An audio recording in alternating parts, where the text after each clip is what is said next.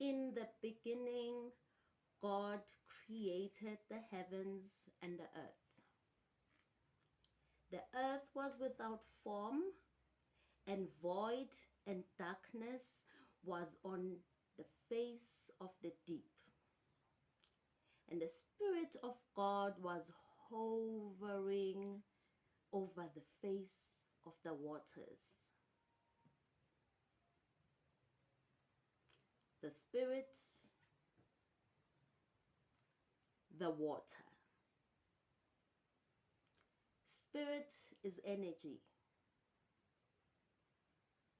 And remember, we spoke about Dr. Emoto, and we spoke about how energy affects water. So now we have the spirit and we have water. And you guys have been saying religion, hey, hey, science, hey, hey, religion. All I can say is that sometimes the English language, ne? But then also we say the same things using different concepts and different words, and then we fight. So hello everybody, welcome back to my channel. Echo, this is how we become real woke. Thank you for taking time out to watch this video. So yes, in today's video we are going to be talking about cymatics. Cymatics is how energy is made visible. So there've been experiments done where different materials, maybe like, I don't know, salt, sand, are used, and sound is played underneath. The materials that are used in the experiment actually form geometric patterns. So it's very similar to what you saw in the video about Dr. Emoto and water.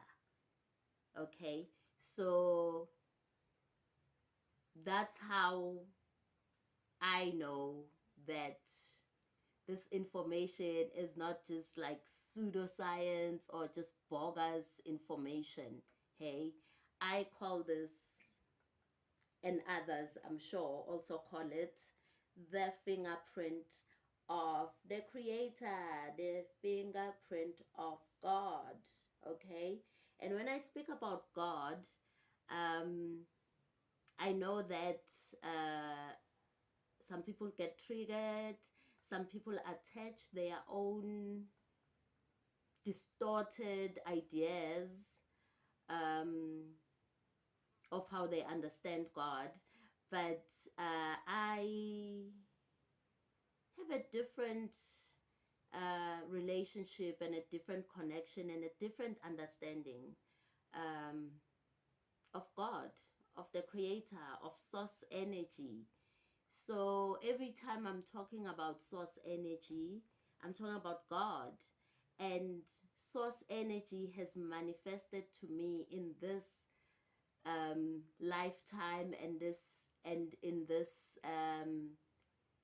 third dimensional reality as Emperor Haile Selassie King Rastafari. So yeah, that's all it is for me.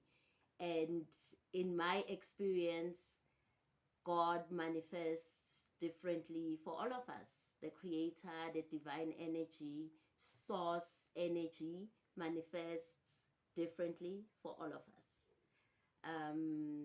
And we need to move away from pointing fingers.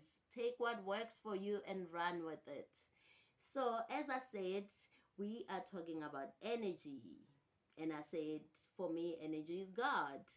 So you are also wondering why I read Genesis 1 to start this video. Okay, watch this. Imagine consciousness, or spirit, floating in a void, which means it's nothingness, and then spirit, No physical body or mind, just spirit, and that's it. Then blackness, essentially nothing, all around the spirit, for infinite. Spirit decides to do something, so it expands its consciousness all around itself as far as it can go without moving. It creates a sphere around itself. This is the first circle in the flower of life. Then, spirit has an awareness of what's around itself in 360 degrees. It moves to the very edge of the sphere anywhere and repeats what it did the first time. It creates this image, which also creates the Vesica Pisces. Within the Vesica Pisces is a vast and incredible amount of knowledge about width, proportion, depth. Also comes the square roots of 2, 3, and 5, which are all numbers that go on forever. But even more interestingly, comes geometric information about light. We'll talk about that in a moment. Now, spirit has no choice but to do it again. Spirit is flawless, and therefore it will move flawlessly, creating the next circle either here or here, exactly one radius away from the other circle next to it. Every time spirit moves another sphere, more and more knowledge comes out of the image that is created. The first complete image to be formed is this. It has two names, the seed of life, or the Genesis pattern, and for good reason. Now, let's look at the book of Genesis for a second. Each of these movements or creations of circles can be seen as another day. On the first movement, the second sphere, it created knowledge about not only mathematical proportions, but light. The first sentence of Genesis says, "The earth was without form and void, and that the Spirit of God moved upon the face of the waters." In the very next sentence, God says, "Let there be light." The key here is in the order. The movement happened first, then light happened immediately after. Well, but what about the waters? Well, you have to remember, the Bible has been changed over time a lot. The ancient Egyptians would say that the way our modern Bibles begin creation is impossible, especially if you think about it from a physics point of view. Imagine a dark, infinite space that goes on forever and ever in all directions. You're just floating there with nothing. You can't really fall, but where would you fall to? From a purely physics or mathematical point of view, motion itself, or kinetic energy, is absolutely impossible in a void. You can't even rotate, because motion cannot become real unless there is one other object in the space around you. So the ancient Egyptians would say that before God moved upon the face of the waters, it would first have to create something to move relative to. So, Genesis pattern, after 3 spheres, you get the Holy Trinity. Another interesting one, it says in many Bibles of the world, not just the Christian Bible, that on the 4th day of Genesis, exactly 1/2 of creation was completed. Starting from the first motion, exactly 1/2 of the circles were formed on the 4th day. 5th day of Genesis, 6th circle, more information, and then on the 6th day, a geometric miracle takes place. The last circle forms a complete 6-petaled flower. This is what many earlier Bibles meant when they said, "In the beginning there were 6." Our Bible even said creation was formed in 6 days, and this fits exactly. This is the pattern of Genesis, and so it's called the Genesis pattern. It's also the beginning of the creation of the universe that we live in. These original movements of spirit are really important, but now let's look at something even cooler. Another image that comes out of this pattern is this. It's called the Tree of Life. Many may recognize this as the Jewish or Hebrew Kabbalah, but the Kabbalah did not originate this image, and there is proof. The Tree of Life does not belong to any culture, not even the Egyptians, who carved the Tree of Life on 2 sets of 3 pillars at Karnak Temple, Luxor, over 5,000 years ago. It's outside any race or religion, as with all of these images. They are patterns that are intimately connected with nature. You'll also notice that every circle on the Tree of Life is either the length or width of the Vesica Pisces. The second image beyond Genesis in the Flower of Life is the Egg of Life. This is formed during the second vortex motion. Upon its completion, it creates an image like this, a 3-dimensional shape that you can hold in your hand. If you were to connect their centers, you would see a cube. So what? Who cares? Well, the ancient Egyptians did, because they were concerned with creation, life, and death. They called this cluster of spheres the Egg of Life. You probably won't believe me just yet, but this shape is the morphogenic structure that created your body. Your entire physical existence is dependent on the Egg of Life structure, and everything about you was created from that form. Everything from your eye color to how long your fingers are. This is a whole lesson on its own, so let's move on for now. Interesting stuff, guys. Hey, we are getting deeper into this thing. Deeper and deeper we go. As Ralph Smart likes to say, we diving deep, deep divers. Yes, we are. We are. I mean, it is what it is. Hey. So what you don't know is what I've just shared with you. Um, the process of creation is a mirror to the process of creation of life in the womb. Check this.